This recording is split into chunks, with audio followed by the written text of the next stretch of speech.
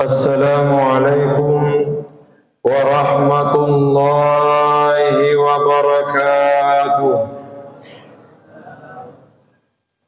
Bismillahirrahmanirrahim. Alhamdulillahi rabbil alamin.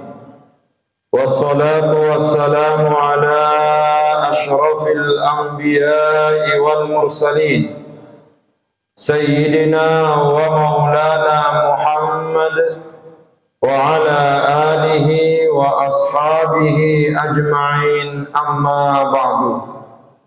Hadirin hadirat ma'asyiral muslimin rahimakumullah.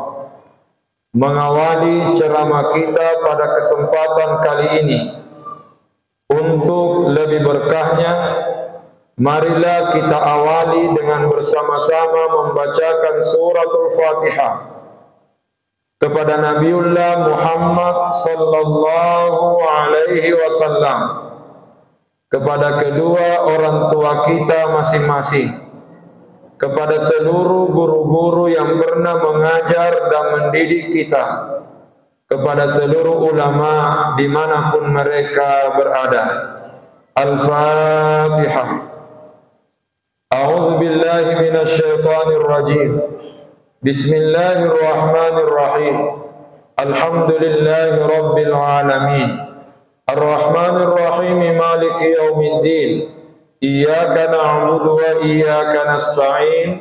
Ihdinas siratal mustaqim.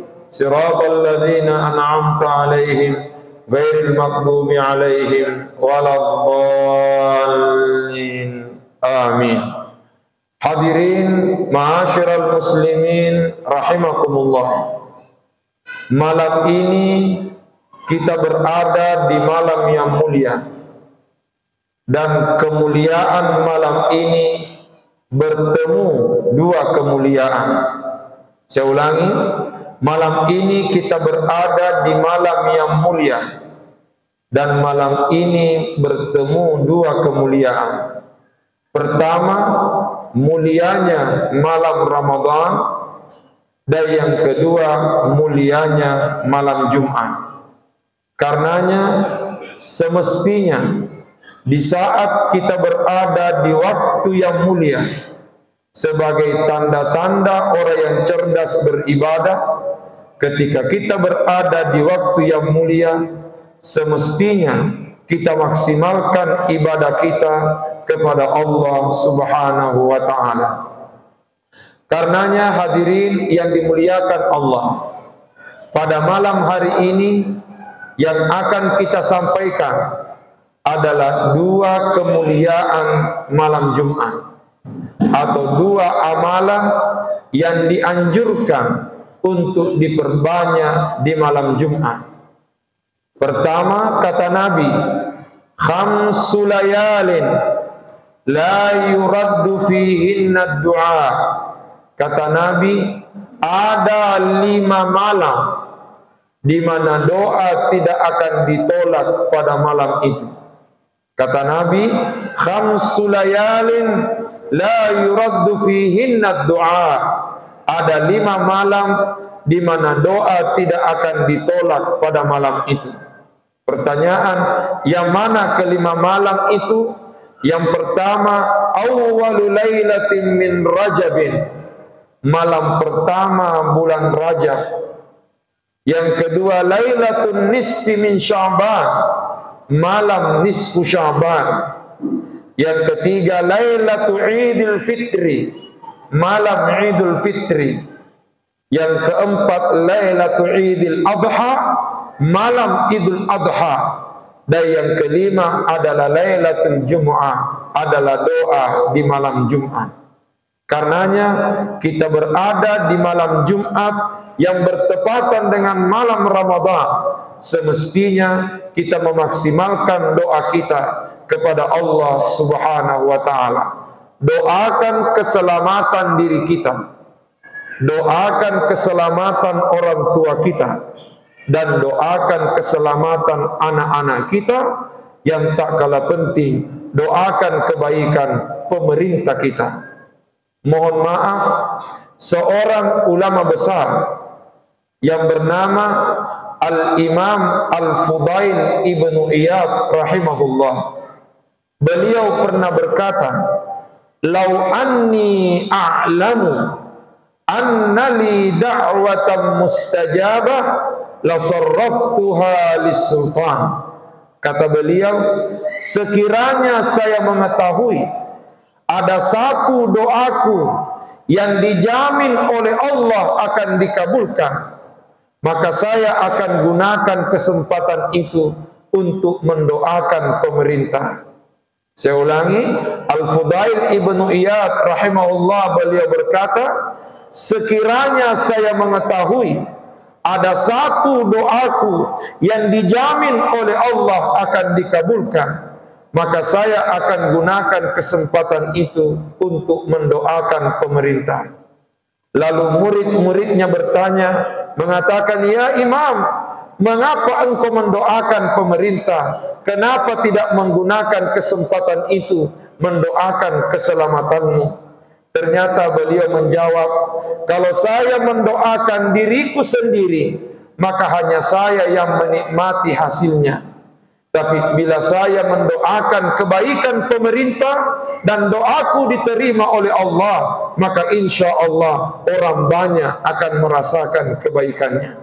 Karenanya malam Jumat adalah malam yang penuh berkah. Malam Ramadan adalah malam yang penuh berkah. Pertemuan dua kemuliaan malam ini kita perlu maksimalkan untuk memperbanyak doa kepada Allah Subhanahu wa ta'ala. Inilah amalan yang pertama. Amalan yang kedua yang perlu kita perbanyak selama kita berada di malam Jumat dan hari Jumat, kata Nabi, aksiru as-salata aksiru minas salati alayya yaumal jumu'ah. Kata Nabi, aksiru minas salati alayya yaumal jumu'ah, fa innahu mashhudun tashhaduhul malaika. Kata Nabi, perbanyaklah salawatmu sepanjang hari Jumat. Sepanjang hari Jumat yang dimaksud mulai malam Jumat sampai sore harinya malam Jumat. Perbanyaklah salawatmu kepadaku sepanjang hari Jumat. Fa innahu mashhudun, itu disaksikan, tashhaduhul malaika, disaksikan oleh para malaikat, dan sesungguhnya salawatmu ma'rudatun alayya, akan diperhadapkan kepadaku. Karenanya hadirin yang dimuliakan Allah, kita berada di malam Jumat, maksimalkan salawat kita kepada Rasulullah sallallahu alaihi wasallam. Sedikit penjelasan mengenai salawat. Ulama berkata, tanda-tandanya orang selamat bila dia dimudahkan bersalawat kepada Nabi. Saya ulangi, tanda-tandanya orang selamat kalau dia dimudahkan bersalawat kepada Nabi. Dalilnya mana? Nabi bersabda, "Man shalla alayya salatan sallallahu alaihi biha asyra." Siapa yang bersalawat kepadaku satu kali, maka Allah akan bersalawat kepadanya 10 kali. Siapa yang bersalawat kepadaku satu kali, maka Allah akan bersalawat kepadanya 10 kali. Pertanyaan, apa yang dimaksud Allah bersalawat kepada kita? Kata ulama, kalau kita yang bersalawat berarti kita mendoakan Rasulullah. Tapi bila Allah yang bersalawat berarti Allah merahmati kita. Sementara hadisnya Nabi mengatakan, siapa yang bersalawat kepadaku satu kali, maka Allah akan bersalawat kepadanya 10 kali. Itu berarti siapa yang bersalawat kepada Nabi satu kali, maka Allah akan merahmatinya 10 kali. Kata ulama, jangankan 10 rahmat Allah, satu saja rahmatnya yang diberikan kepada kita, kita sudah selamat. Bagaimana lagi bila kita mendapatkan 10 rahmat. Dan modal 10 rahmat itu adalah satu salawat kepada Rasulullah sallallahu alaihi wasallam. Yang kedua, mengenai salawat, ulama mengatakan salawat kepada Nabi lebih mulia daripada sujudnya malaikat kepada Nabi Adam. Salawat kepada Nabi lebih mulia daripada sujudnya malaikat kepada Nabi Adam. Pertanyaan, mana dalilnya? Al-Quran berkata, Innallaha wa malaikatahu yusalluna 'alan nabi ya ayyuhalladzina amanu sallu 'alaihi wa sallimu taslima. Kata ulama, ketika Allah menyuruh malaikat bersalawat kepada Nabi, ketika Allah menyuruh malaikat sujud kepada Nabi Adam, ketika Allah menyuruh malaikat sujud kepada Nabi Adam, Allah mengatakan, wa izkulna lil malaikati isjudu li adama fasajadu. Ingatlah ketika pada Nabi Adam, fasajadu, para malaikat bersujud. Malaikat sujud, tapi Allah tidak ikut bersujud.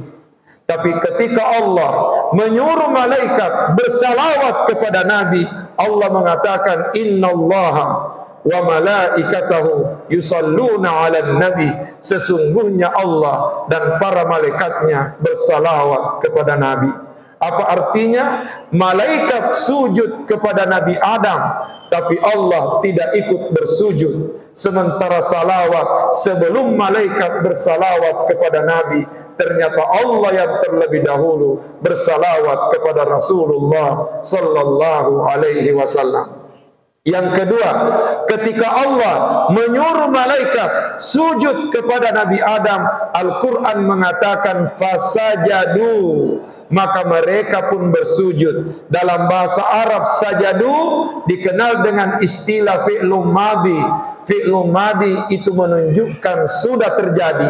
Artinya malaikat sudah sujud, sekarang mereka tidak lagi sujud kepada Nabi Adam. Sementara salawat kepada Nabi, Al-Quran mengatakan yusalluna 'alan nabi, mereka senantiasa bersalawat kepada Nabi.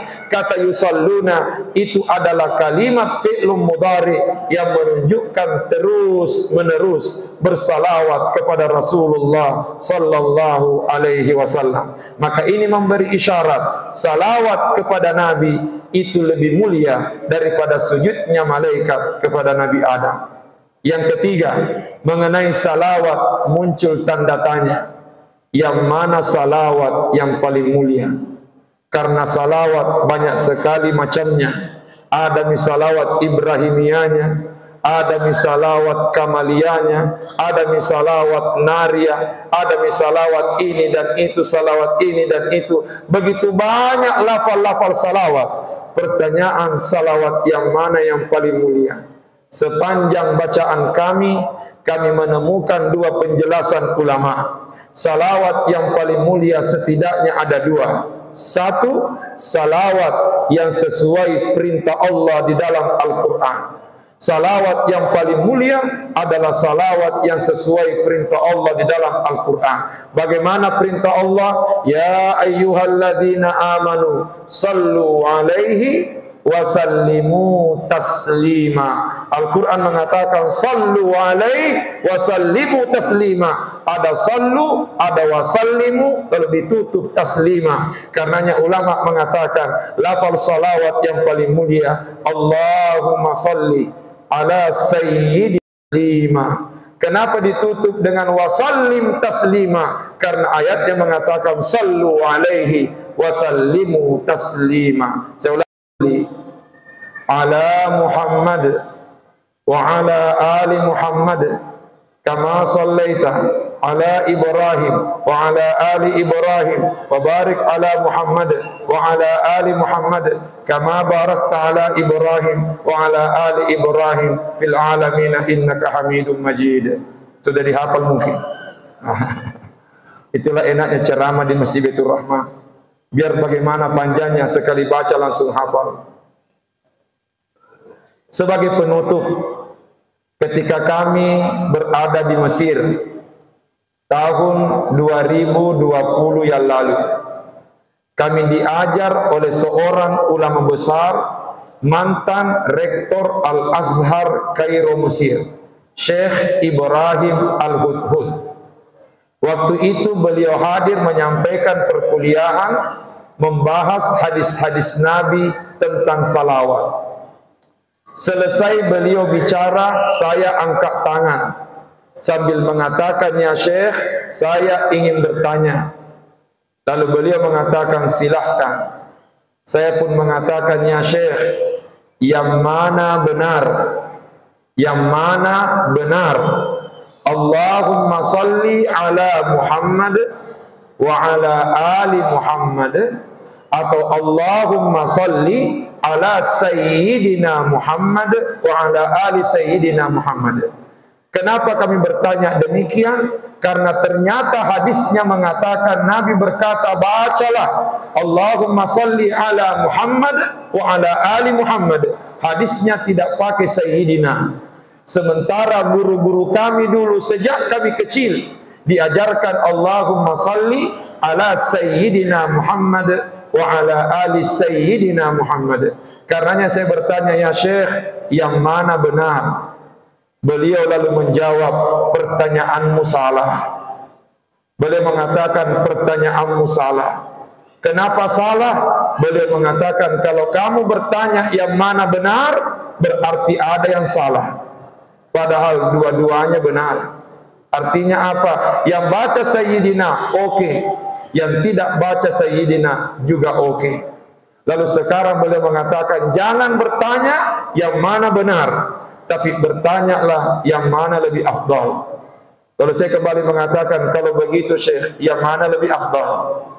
Lalu beliau mengatakan, "Iza qulta," bila engkau membaca Allahumma salli ala Muhammad wa ala ali Muhammad, tidak menggunakan kata Sayyidina, beliau mengatakan faqad akhasta bil ittiba', itu berarti engkau mengikuti perintah Nabi.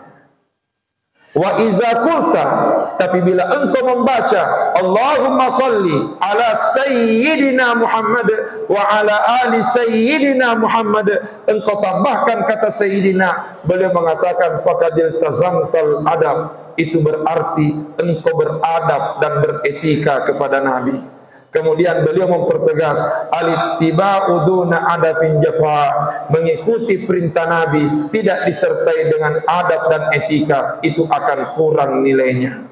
Apa maksudnya? Ini manipahami. Artinya apa? Silahkanlah kita memilih sesuai dengan pilihan kita tanpa harus menyalahkan pilihannya orang lain. Yang baca Sayyidina silahkan, yang tidak baca Sayyidina tidak jadi soal. Yang salah kalau tidak bersalawat kepada Rasulullah sallallahu alaihi wasallam. Saya kira demikian yang kita sampaikan pada kesempatan kali ini. Semoga Allah senantiasa merahmati dan memberkahi kita semua. Wabillahi taufiq wa da'watu wal irsyad. Assalamualaikum warahmatullahi wabarakatuh.